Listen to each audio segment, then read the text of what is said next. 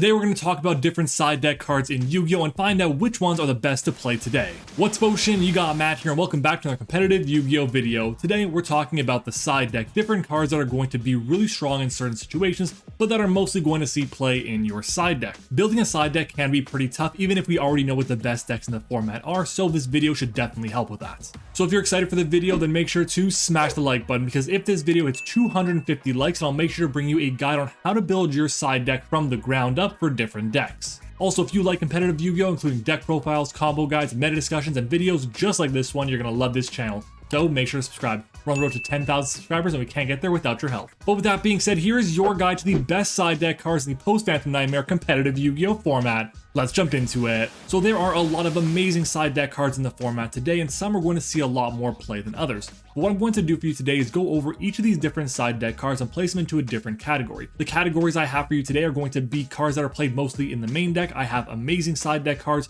solid side deck cards, better options, niche, and as always, just don't, which are for cards that you should not be playing pretty much under any circumstances in this format. I've also placed all these different cards into different categories as well, whether they're hand traps or board breakers, so we get a really good idea of where one card stands relative to its peers. But that being said, our first category we're going to talk about is going to be hand traps, and starting off with one of the best hand traps in the game today being Ash Blossom. Ash Blossom is a fantastic card, definitely one of the better cards in the format today, because it has such a wide range of options that it can actually be used on. It is an amazing choice for so many different strategies. Because it has so few weaknesses and counters, it's a card that sees play mostly in the main deck. As for cards like Bestial Magnuma and Bestial Druisworm, these cards are really solid for a few different reasons. The main one is going to be that even though we're in a fire format, dark monsters are still seeing a lot of play, notably IP Masquerena. One of the most common plays to see in Yu-Gi-Oh! Today is going to be having Flamber's Dragon bring back the IP Masquerena from the graveyard to place it in the spell and trap zone. That specific effect can't be negated by something like a Ghost Bell, so in this situation you want to have a card that can actually deal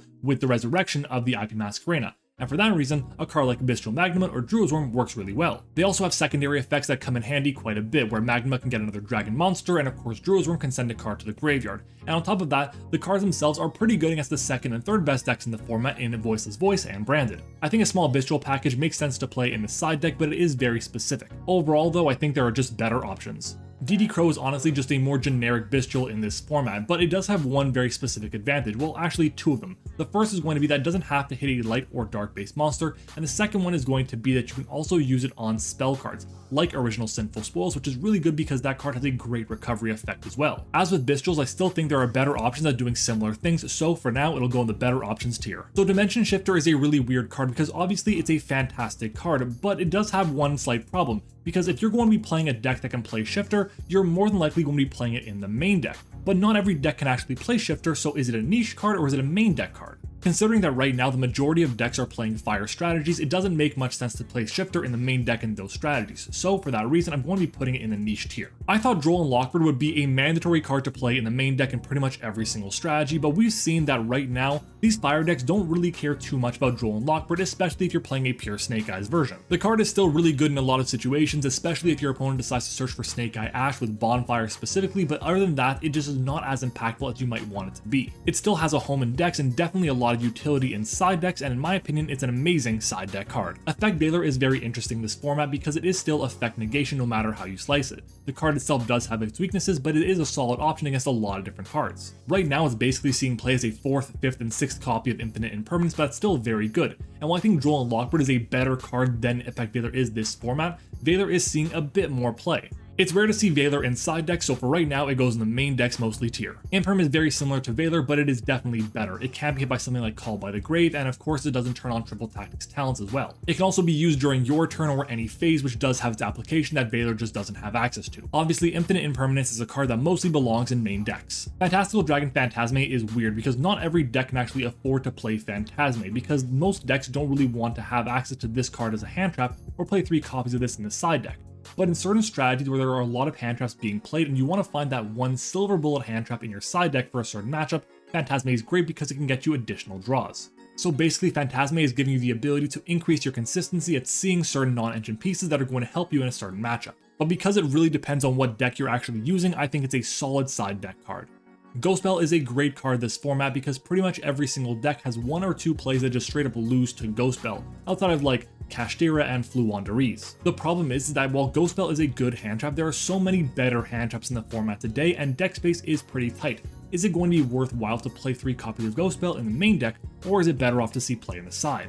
Even though Ghost Belle has fewer applications than a lot of other cards, it's still an amazing side deck card. Ghost Mourner was really tough to rank because while the card itself is a solid option for effect negation as an extra copy of Infinite Impermanence or Effect Veiler, it also has extra utility, and that's going to be for time. But right now, a lot of fire decks are playing it in the main deck. However, it has a lot more application in the side deck. So because of the application that it has in time, I'm going to place it in the solid side deck tier. Ghost Sister and Spooky Dogwood, on the other hand, is one of the poster childs for being a side deck card. Right now, the card is really only being used for one thing, and that's going to be to make sure that you have a life point lead going into time. So it's pretty clearly a solid side deck card. Nibiru is an excellent card this format, and yes, it's a hand trap and not a board breaker. The reason why Nib is so good though is because when you pair with a lot of other cards, a lot of other hand traps in the format, it can be absolutely deadly and really win a game almost on its own. It does see a lot of play in the side decks, but right now it's more common to see it in the main deck because there are so many decks that can play 15 or more hand traps. So for that reason, I'm placing it in the mostly main decks tier. Psyframe Gear Gamma and Psyframe Gear Delta are cards that I'm going to talk about together. In my opinion, these two cards should be paired together at the exact same time and should not be played separately. Because Gamma is limited to one copy, if you're going to play just the Gamma and the Driver in your deck, I actually wouldn't bother and I would put these cards in the Just Don't tier. But because Delta has a lot of utility, this format is a great way to negate powerful spell cards like Wanted or Original Sinful Spoils or Bonfire, or whatever the case might be. These cards in my opinion should be ranked a bit higher. When you pair Gamma and Delta and of course Driver in a strategy, I believe that they're all solid side deck cards. Now let's talk about some more traditional board breakers, starting off with Book of Moon. Book of Moon is a really interesting card this format because it has a lot of utility to protect against targeted effect negation, which there is a lot of in this format. The problem with it is it's not actual removal, which can come and bite it in the back. It's also a bit of a weaker card this format when you compare it to other options. So for that reason, Book of Moon will join the niche tier. Cosmic Cyclone is starting to see play in main decks because it's an incredible card. The thing is though, is it really going to be a card that's going to be a main deck staple? Probably not. Because you can banish so many cards with Cosmic Cyclone, the card is seeing so much play. For example, you can banish something like Fire King Island, but you can also hit the card that Diabellstar sets face down, and even the IP Masquerena when your opponent places it in the spell and trap zone off the effect of Flamberger's Dragon. And yes, you can actually do that at that point in time. It is a spell card, which means it can be hit by Cosmic Cyclone. It's also really good against other matchups. For example, you can hit Branded Lost and of course the Voiceless Voice spells and traps.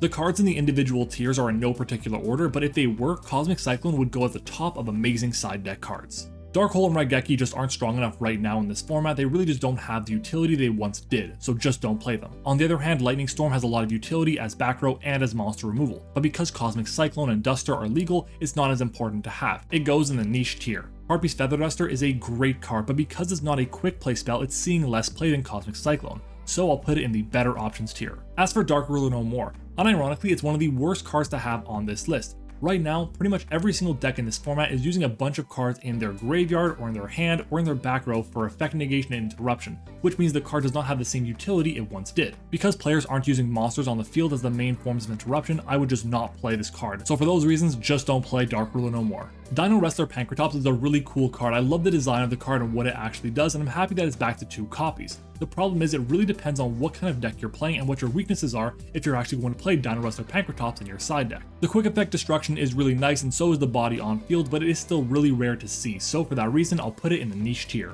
Kashtira Fenrir is a great card and it's seeing a lot of play in the main decks, but that's mostly because of engine reasons. Obviously in Kashtira it's one of the deck starters, and in Vanquish Soul it's really good as a way to reveal an Earth monster, but it's also great to search out a copy of Riseheart to have a card to reveal for Stake Your Soul for Ryzen. Kashtira Fenrir is just a solid side deck card this format. Evenly Matched is a card that should never see any main deck play. There's no reason to play Evenly in the main deck because you only really want to see it when you're going second. There's not a lot of actual negation in this format, but if you are playing against a pure Snake Eye deck, they can go into Borreload Savage Dragon or Baronne de Fleur, which means they will have the negate there. If you can bait that out, then it can go absolutely crazy against an opponent. But a lot of the time they'll save their Omni Negate or they'll have access to SP Little Knight to rebuild their board after the battle phase. So for that reason, it's a solid side deck card. Forbidden Droplet is pretty weak this format. It has some utility in small areas, but not all the time. And honestly, unless your deck actually really appreciates the cost to discard or send cards to the graveyard, it's really not going to be that impressive. So just don't play Forbidden Droplet. Herald of the Abyss is a good card for exactly one matchup, and that's going to be Purely. And right now, there are a lot of really solid cards against Purely in the format too, and it's also not a very popular deck at the moment. So Herald of the Abyss also joins the Just Don't tier. As for Kaijus, Lava Golem, and Sphere Mode, I'm going to cover all three of these cards at the exact same time. Right now, tributing is just not that good, and most of the time as well, an opponent can just rebuild the board very easily too, so it doesn't make too much of a difference. Kaijus I think right now are the worst of the three because they only get rid of one threat, and the only deck that really just doesn't like tributing in general is Raid Raptor, and they put up a lot of different towers monsters. Unless you're really worried about Raid Raptor exactly, I really wouldn't bother with these cards, so they belong in the Just Don't tier. Soul Release is one of the best cards in the format today to help deal with the Snake Eye or Snake Eye Fire King deck, and for that reason it's going to see a lot of play in side decks. Unless you're playing a deck that takes advantage of Dimension Shifter, I would really heavily consider playing Soul Release. It's an amazing side deck card right now, and it would join Cosmic Cyclone at the top of that tier. Triple Tactics Talents is a really good card because a lot of the decks right now are playing 15 or more different hand traps, and if you can resolve Triple Tactics Talents to look at your opponent's hand, or draw 2 cards, or even as a board breaker itself, it is a really strong option. Talents will see play in some side decks, but honestly it's a card that's mostly played in main decks today. Triple Tactics Thrust is a really good card, but it's not being used too much this format because right now most of the good cards are not going to be normal spells or normal traps. It's going to see some play in main decks for some niche situations, but honestly, because right now fire decks are dominating and they don't play Thrust in the main deck, it's not going to be in that tier. As of right now, I would put Triple Tactics Thrust in the solid sidecar tier. Super Polymerization is becoming less and less popular as the format goes on because players are starting to play around it by putting up World Sea Dragon Zealantis instead of the Amble Whale on their side of the field, meaning they have nothing that you can fuse into. Unless you're playing the Earth Golem at Ignister, which is a really solid option, but also is really weak in a lot of situations too. Super Poly is a great card against a lot of decks in this format, even though they're not as highly represented as fire decks, but the card itself will also always have a home in side decks until the end of time. But in this format, it's a solid side deck card. Ultimate Slayer is a really interesting card because it has a lot of utility, but you have to be playing the right deck to take advantage of it. In a lot of situations though, it can actually be something like a +1 because you can get the removal and potentially draw a card as well. It's a really niche card because you have to be playing one of the few decks that can use it, but even then, I think there are just better options. Kurikara Incarnate is seeing a lot of play in side decks as a one-of because it's exactly a level 1 fire monster, which means it's searchable. It's also a great way to out a really problematic board, so for that reason it's going to see play a lot of the time. But because it's only seeing play in fire decks and possibly Vanquish Soul, I'll put it in the niche tier. Next up is Summon Limit, which means it's time for our first traditional Floodgate of the video. There is no denying that Summon Limit is a fantastic card in this format. A lot of the time, if you go for a full Snake Eye combo, or even a Snake Eye combo interrupted by 2 different hand traps, if you flip up Summon Limit on top of that, your opponent will likely concede the duel. In my opinion, right now, as much as we don't like it, Summon Limit is one of the best side deck cards. It belongs in the amazing side cards tier. Anti-Spell Fragrance is another Floodgate and honestly is not as good as Summon Limit, but it still has its uses. The problem is that not every single deck can take advantage of it to its fullest potential, and some decks just really don't care about it at all. It's also really tough to use because there are times where your own Anti-Spell Fragrance can actually hurt you a lot more than it helps you. It's a bit more situational than something like Summon Limit, so for that reason I'll put it in the solid side deck tier. Deck Lockdown is one of the most underrated cards in the format today. It is a fantastic option against pretty much every single fire deck. We've already established that the deck itself can play through Droll and Lockbird pretty easily. But Deck Lockdown does a few different things. The first is they can't summon from the deck instead, which means the Snake Eye monsters are all pretty much useless. And Deck Lockdown doesn't even give them one search, which is really important because if your opponent normal summons a copy of Snake Eye Ash and they search for Poplar and you draw them, they can still do a full combo around Droll and Lockbird. There are so many other decks where it's also really good, so for that reason it goes in the amazing side cards tier. Solemn Judgment was one of the more difficult cards for me to rank, and the reason why is because the card itself, while it is very good, it's mostly being used to stop other side deck cards because they're mostly going to be spells and traps. Because Solemn Judgment can't hit hand traps, it's not seeing as much play as it would be in other formats. Right now there are just better options. Solemn Strike though is a much better card than Solemn Judgment is right now, and one of the reasons why is because you can hit pretty much every single hand trap with this card. It's a very underrated card, and even though right now it's not seeing as much play, I still think it's an amazing side deck card. Lullaby of Obedience is a great card, but only in tier 0 formats, which we just so happen to be in. It's a great card against a lot of different matchups because pretty much every single person is playing a bunch of hand traps. So you can take a copy of something like an Effect Veiler or an Ash Blossom to be able to link climb or synchro climb with those monsters. But it's at its best in the mirror match when you can call an engine piece to be able to get your plays online. Imagine taking a copy of Snake Eye Ash from your opponent. It becomes an actual starter for your strategy, which is really good and allows you to go full combo. If it's going to be played this format, it should be played in fire decks playing the Snake Eye package to get the max benefits, which means I would also place it in the mostly main decks tier. Agave Dragon is a really interesting Link 4 monster that's seeing play in a lot of side decks because it's a really good card to use in time that also just resides in the extra deck. There are a lot of really cool time cards that are being used in the format today. The problem is if you're going to be drawing them, they become a brick and they kind of lose you the game, which means you don't want to have to play them. Agave Dragon gives you a better chance because it resides in the extra deck, meaning you can't brick on it. But considering that right now it's only for time, it's a niche option. Just a few months ago, players were calling for Dimensional Barrier to get banned, and right now it's a really weak card because there are only 2 decks in the format that are actually weak to it. There's going to be Branded and there's going to be Raid Raptor. Everything else just relies on Link monsters or doesn't really need the extra deck too much. If you want help against decks like Branded and Raid Raptor, then sure you can play it, but honestly, right now I'd place D-Barrier in niche tier. Foolish Return is seeing play for a few reasons, but the main one is going to be that it's a quick play spell, which means your opponent can't hit it with Call by the Grave. On top of that, because it's a really rare card to see, it's very unlikely that it's going to be a cross-out target for your opponent as well. It's seeing a lot more play because you can get rid of the Gimmick Puppet Nightmare or one of the more impactful level 1 fire monsters. I think it makes sense as a side card, but honestly there are just better options. As for Sinful Spoils of Subversion, this card is really interesting here and honestly is seeing a lot of play in side decks for a few reasons. The main one is going to be that it is a searchable card, but it also just so happens to be non-destruction removal, which is really nice. It's almost never seen play at more than 1 copy, but it is still a really strong option against a lot of different decks. Because of how searchable it is, and because it doesn't destroy, I think it's an amazing side deck option. As for Typhoon, which is one of the more interesting cards to see on this list, it's basically just MST but for face-up spells and traps, and it can be activated from your hand though if your opponent has 2 or more spell and traps and you have 0.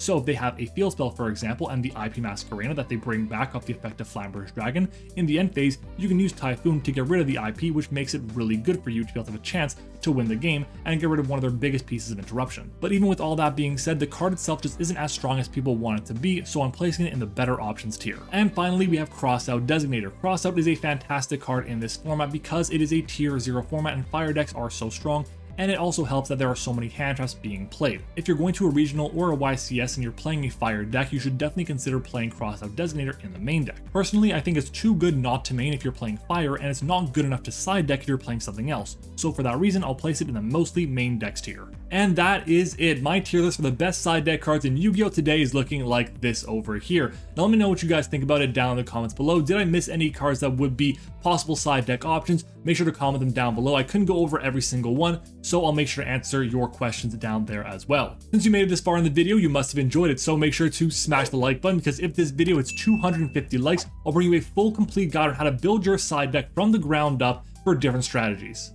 Don't forget to follow me on Twitter and join the Discord server. Both are linked in the description, and of course subscribe to the channel as well. We're on the road to 10,000 subscribers and we can't get there without your help. Thank you for watching, I hope you enjoyed it, and I'll see you all next time.